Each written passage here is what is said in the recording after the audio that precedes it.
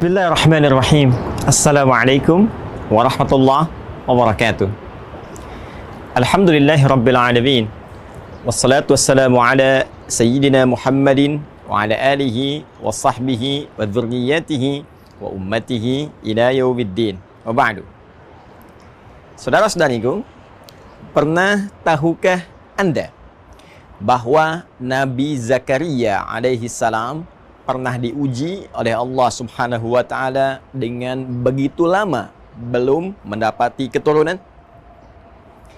Pernah tahukah Anda bahwa istri Nabi Zakaria alaihi salam bahkan divonis secara medis dan tinjauan klinis bahwa beliau tidak akan mungkin mendapati keturunan selain sudah menopause pada saat itu?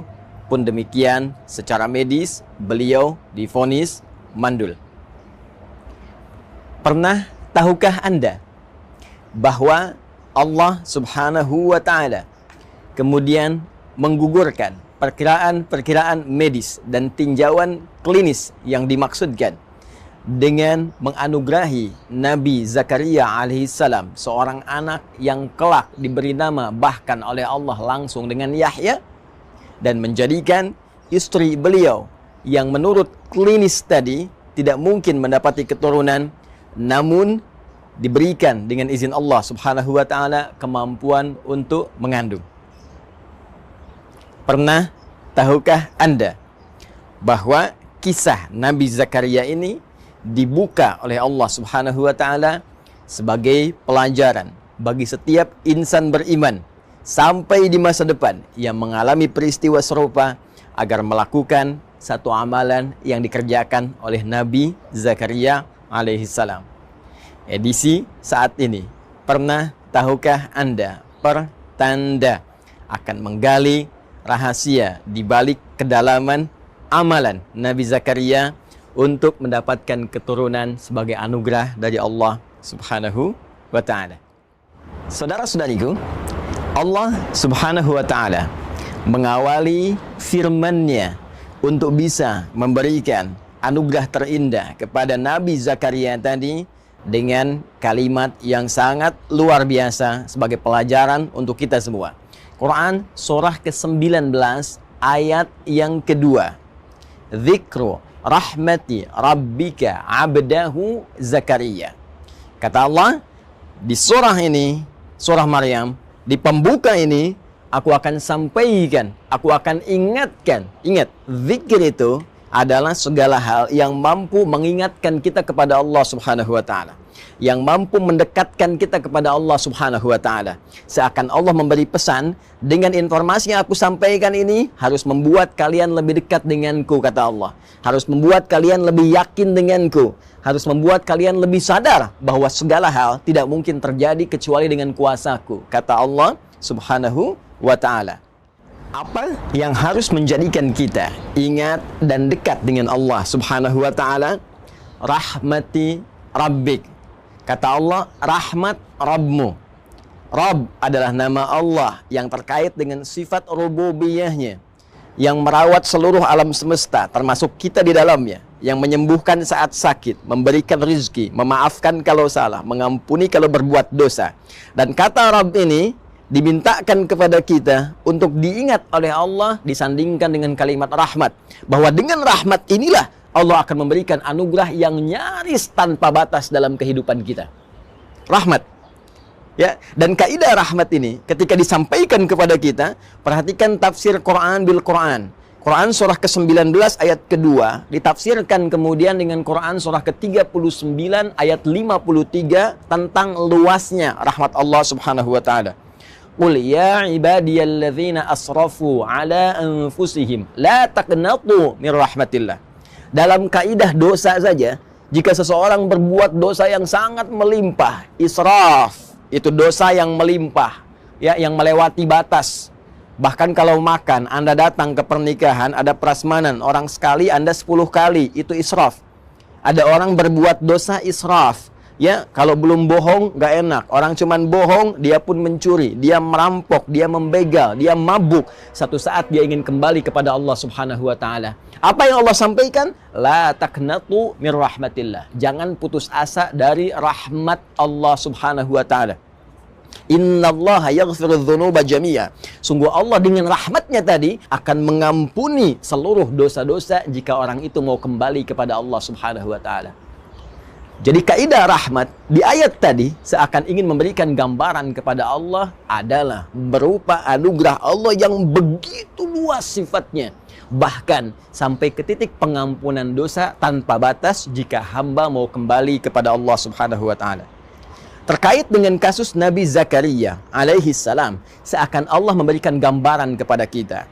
Jika Anda mengalami situasi apapun, termasuk merasakan lambatnya keturunan, kenapa belum ada tanda-tanda positif, kenapa sudah bertahun-tahun belum mendapati keturunan. Hei, sadar, bukan Anda saja. Dulu pun bahkan ada seorang nabi yang rajin ibadah, rajin doa, tapi mendapati ujian yang serupa.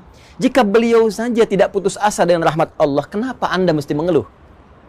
Maka kaidah pertama dalam Al-Quran, jika ingin dikabulkan, jika ingin harapan itu terjadi, maka yang pertama kaidahnya, jangan pernah merasa putus asa dengan rahmat Allah. Jangan pernah mengeluh kepada Allah. Jangan berprasangka buruk kepada Allah Subhanahu wa ta'ala. Jelas, Quran surah kedua, ayat 216. Kutiba alaikumul qitalu wa huwa kurhul lakum. Hei, diwajibkan atasmu berperang. Dan perang yang paling kuat adalah perang melawan perasaan Anda. Perang melawan nafsu. Jangan berprasangka yang buruk. Jauhkan sifat-sifat jelek dalam jiwa kita. Asa an takrahu syai'an fa huwa khairul lakum. Boleh jadi Anda tidak menyukai sesuatu, di balik yang tidak Anda sukai ada satu hikmah kebaikan besar yang disiapkan oleh Allah untuk Anda. Wa asa an tuhibbu syai'an wa huwa syarrul lakum. Boleh jadi Anda mengharap-harap, menginginkan yang terbaik menurut Anda, di balik itu ada keburukan yang tidak Anda ketahui akan menimpa Anda. Wallahu ya'lamu wa antum la ta'lamun. Karena Allah Maha mengetahui masa depan, sedangkan daya pandang, daya tangkap Anda hanya untuk saat ini saja. Belum selesai, saudara-saudariku. Lalu Allah kemudian menyambungkan kalimatnya, abdahu Zakaria. Bisa saja Allah langsung berfirman Zakaria. Tapi ketika disambungkan dengan kalimat abdun, abdun, itu adalah gelar tertinggi yang diberikan oleh Allah pada setiap insan beriman. Makhluknya yang bernama manusia yang mau mendekatkan diri kepada Allah Subhanahu wa ta'ala dengan puncak ibadah. Puncak ibadah. Perhatikan, Nabi Muhammad sallallahu alaihi wasallam ketika diundang oleh Allah dalam peristiwa Isra Mi'raj itu, yang disebutkan bukan gelar kenabiannya, ya ayyuhan nabi. Yang disebutkan bukan gelar prestisius kerasulannya, ya ayyuhar rasul, tapi yang disebutkan kalimat abdunnya. Subhanalladzi asra bi'abdihi laila minal masjidil haram ilal masjidil aqsa alladzi barakna haulah. Quran surah ke-17 ayat yang pertama. Abdun menunjuk pada sifat ubudiyah. Abdun menunjuk pada sifat penghambaan. Karena itu jika Anda ingin mendapatkan rahmat Allah tadi yang tanpa batas, maka tingkatkan ibadah Anda kepada Allah Subhanahu wa ta'ala. Bukankah Rasulullah SAW yang sudah jelas saja surganya masih menunaikan sholat malam, masih memperbanyak ibadah-ibadah yang dipandang hukum sebagai sunnah? Lalu bagaimana dengan ibadah Nabi Zakaria alaihi salam yang dengan itu beliau mendapatkan rahmat Allah Subhanahu wa ta'ala yang merubah seluruh perkiraan-perkiraan medis tadi? Perhatikan kalimat Al-Qur'annya. Kemudian kita lanjutkan ke ayat yang ketiga. Idh nada rabbahu nidaan khafiyya. Kata Allah, perhatikan. Idh, ingat-ingat, dalami, pahami. Ketika beliau tidak pernah putus asa bermohon kepada Allah dengan cara yang sangat lembut, cara yang sangat khusyuk. Maka amalan pertama yang disarankan oleh Al-Quran, langsung dibimbing oleh Allah Subhanahu wa ta'ala yang memiliki segala kuasa. Kata Allah, jika Anda menginginkan rahmatku yang tanpa batas tadi, maka pertama, jangan pernah putus asa. Kedua, tingkatkan sifat penghambaan. Ketiga, awali dengan doa yang khusyuk kepada Allah. Bukan doa biasa. Berdoa dengan lembut, berdoa dengan penuh keyakinan. Seperti apa ya Allah? Perhatikan kalimat Nabi Zakaria alaihi salam yang diabadikan di dalam Al-Quran. Qala Rabbi inni wahanal azmu minni washta'ala ra'su syaiba walam akum bidu'aika Rabbi syaqiyya. Allahu Akbar. Khusyuk, lembut, halus, dalam. Ya Allah, Rabb yang berjanji merawat saya, menyembuhkan kalau sakit, memaafkan kalau salah, mengampuni kalau berdosa, yang berjanji memberikan segala kebutuhan jika itu memang saya butuhkan untuk maslahat dunia dan akhirat saya. Inni wahanal azmu minni washta'al ra'su syaiba. Sungguh sekarang ya Allah, keadaanku fisik telah lemah, ya, rambut telah memutih, fisik telah letih. Walam akum bidu'aika Rabbi syaqiyya. Namun sampai keadaan ini pun aku tak pernah putus asa dalam berdoa. Allahu Akbar. Anda kebayang nggak keindahan kalimatnya, sastranya? Ya, saya ilustrasikan begini. Ada sosok yang sejak berumah tangga, dalam keadaan fisik yang masih muda, rambut masih mengilat, itu belum dapat keturunan, sampai sepuh, tapi nggak pernah putus doanya. Saya kasih ilustrasi ya. Dan Allah, laisa kamitslihi syai', jauh dari apa yang kita gambarkan. Perhatikan baik-baik, saya berikan gambaran. Kalau ada seorang meminta bantuan kepada Anda di depan rumah Anda, dia hanya meminta dalam 1 menit saja, maaf Pak, tolong Pak, tolong Pak. Apa Anda akan beri? Belum tentu. Sekarang dia berdiri di depan rumah Anda dari mulai ba'da subuh sampai esok subuh lagi. Maaf Pak, tolong Pak, kasih bantuan Pak, belum makan Pak. Apa Anda juga akan mengabaikannya? Demi Allah saya katakan, jiwa kita sebagai manusia pasti akan terpanggil untuk meresponnya. Jadi kalau manusia saja dengan segala keterbatasannya mau merespon, apalagi Allah yang sangat luas pemberiannya.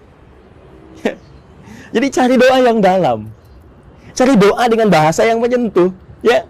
Ya Allah, aku telah berusaha seperti apa yang telah Engkau perintahkan, maka mohon kabulkan seperti apa yang telah Engkau janjikan. Jika dengan semua ini belum mampu mengabulkan apa yang telah Engkau kuasakan, ya Allah, maka tunjukkan kepada hamba dengan cara apa lagi hamba mesti berikhtiar kepadamu. Dalam, kan? Dan belum selesai kalimat Al-Qur'annya. Wa inni khiftul mawaliya min wara'i. Dan aku khawatir ya Allah, kenapa aku begitu memohon? Aku khawatir kalau perjuanganku untuk ibadah selama ini tidak ada yang meneruskan ya Allah. Aku ingin ada keturunan yang tiap malam bisa melanjutkan tahajudku, yang Senin Kamis bisa berpuasa sunnah melanjutkan kebiasaanku, yang nanti di akhirat bisa membawa kebanggaan memakaikan mahkota ya Allah di kepalaku, yang nanti ketika aku masuk ke alam kubur ada yang memberikan cahaya dengan izinmu dengan amalan-amalan ibadahnya ya Rabbal Alamin. Aku mohon ya Rabb. Wa kanat imraati aqira. Ya Allah, sedangkan mereka semua mengatakan mustahil aku punya keturunan karena istriku divonis secara medis monofos dan mandul. Fahabli min ladunka waliya. Maka aku mohon ya Allah, ketika mereka seluruh hamba mengatakan mustahil, maka anugerahkan darimu saja yang tidak punya batas kemustahilan. Indah doanya, teman-teman sekalian. Di sini Allah ingin mengajarkan kepada kita bahwa yang pertama, selain kita mencari redaksi doa yang indah, yang lembut, yang menampilkan sifat-sifat rasionalitas kebutuhan kita, pun demikian Allah mengajarkan kepada kita bahwa jika menghadapi situasi di mana setiap hamba berkata ini tidak mungkin terjadi, ini mustahil bisa hadir, ini rasanya tidak akan pernah bisa terjadi, maka pada saat itu Allah ajarkan pada kita, tinggalkan seluruh pendapat manusia, kembali kepada Rabbul Alamin, kepada Sang Pencipta kita, karena pada saat itu Allah ingin memberikan anugerah yang melampaui batas-batas kemanusiaan. Saking pentingnya anugerah ini, Allah ingin berikan sendiri tanpa campur tangan manusia. Awas, pelajari kaidah ini. Ingat, dan ini berlaku dalam situasi apapun, dalam pekerjaan, dalam penyakit, dalam konteks rizki, dalam konteks kehidupan yang kita lalui. Jika ada manusia mengatakan kepada Anda, ini mustahil, ini nggak bisa, ini nggak mungkin, itu tanda langsung dari Allah. Tinggalkan pendapat manusia, segera beralih bermohon kepada Allah, karena Allah akan langsung memberikan anugerah kepada Anda tanpa perantara manusia. Sekarang, bagaimana caranya beralih kepada Allah, meminta seperti Nabi Zakaria tadi? Amalannya bagaimana? Kapan saat tepatnya berdoa tadi? Seperti apa keadaan kita meminta? Tidak tanggung-tanggung. Sempurna seluruh ajaran dari Al-Quran, memberikan sebuah keterangan, informasi, bimbingan, langsung juga dilengkapi dengan contoh. Buka Quran surah ketiga, Ali Imran ayat 38 sampai dengan 39. Allah langsung menunjukkan kepada kita apa amalan yang dikerjakan. Yang saat mengerjakan amalan itu, hadirkan doa yang tadi Anda ingin mohonkan. Maka Nabi Zakaria alaihissalam menyampaikan permohonan tadi di tempat yang spesial, mihrab. Kemudian berdoa di situ dalam sholatnya. Perhatikan kalimat Al-Qur'annya. Hunalika da'a Zakaria rabbah. Di mihrab itulah Nabi Zakaria kemudian berdoa kepada Allah Rabbnya. Doa yang tadi, ya, dipersingkat kemudian dengan bahasa Al-Quran. Qala rabbi habli min ladunka dzurriyyatan thayyibah. Ya Allah, anugerahkan kepada hamba. Hamba mohon ya Allah. Hamba mohon keturunan dari sisimu saja, keturunan yang terbaik. Karena semua orang mengatakan mustahil hamba punya keturunan. Hamba yakin hanya Engkau yang mampu mengabulkan doa hamba. Kalau pada yang mampu mengabulkan saja ya Allah, innaka sami'ud du'a, pada yang maha mendengar doa saja tidak mengabulkan, lantas kepada siapa lagi hamba mesti bermohon? Baik, perhatikan baik-baik. Apa yang terjadi? Belum sempat tuntas sholat dikerjakan, belum selesai sholatnya, masih berdiri dalam sholatnya, menyampaikan doa tadi, seketika langsung dijawab oleh Allah. Berdiri bahasa Arabnya qaimun, masih sholat, yusolli, ayat 39-nya. Fanadatul malaikatu wa huwa qaimun yusolli fil mihrab. Maka tertiba kemudian, baru selesai doa, belum selesai sholat, datanglah kemudian malaikat, sedangkan beliau masih berdiri dalam sholatnya, belum selesai sholatnya. Annallaha yubashshiruka bi Yahya.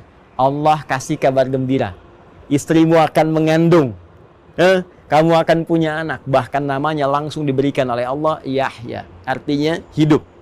Yang mustahil menurut manusia akan terlahir dari rahim seorang perempuan yang sudah monofos dan mandul, bayi yang hidup, kata Allah tidak ada yang mustahil bagiku, jadi dan hidup dia.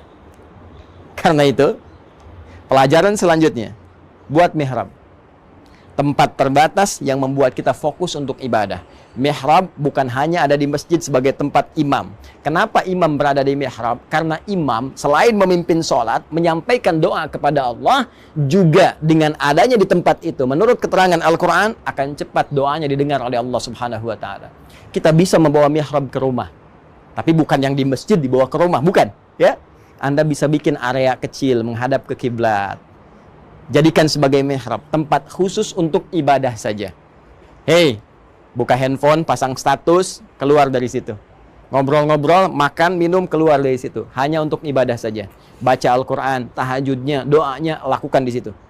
Walaupun hanya sehamparan sejadah, tak ada masalah. Ya, rumah Anda ataukah di kontrakan, nggak ada ruangan, hamparan sejadah. Di situ Anda bermohon kepada Allah Subhanahu wa Ta'ala. Minta, mohon. Maka apa yang terjadi? Boleh jadi apa yang telah Allah anugerahkan kepada Nabi Zakaria di masa lalu akan diberikan kepada Anda sebagai pembuktian kekuasaan Allah yang melampaui batas-batas bayangan manusia.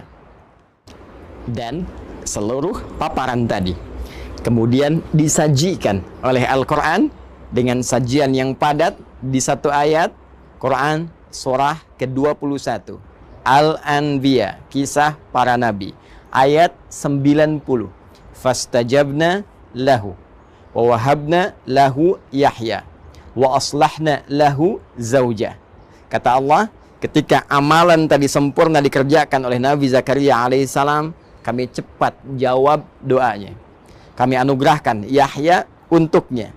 Dan kami sembuhkan istrinya. Perhatikan kalimat Qur'annya. Kami sembuhkan, perbaiki keadaan istrinya. Yang kata medis mustahil, kata Allah tak ada yang mustahil bagiku. Sembuh.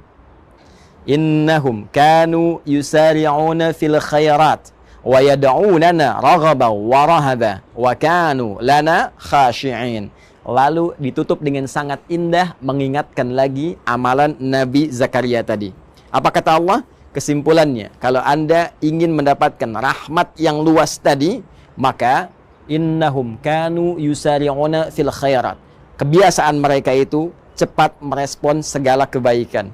Maka mulai sekarang siapkan agenda-agenda kebaikan. Cepat, jangan tunda. Setelah dengar ceramah ini, siapkan. Saya malam akan tahajud insya Allah. Saya akan baca Al-Quran. Saya akan berinfak, bersedekah. Lalu di sela-sela amalan tadi, sisipkan doa Anda sesuai kebutuhan yang Anda harapkan.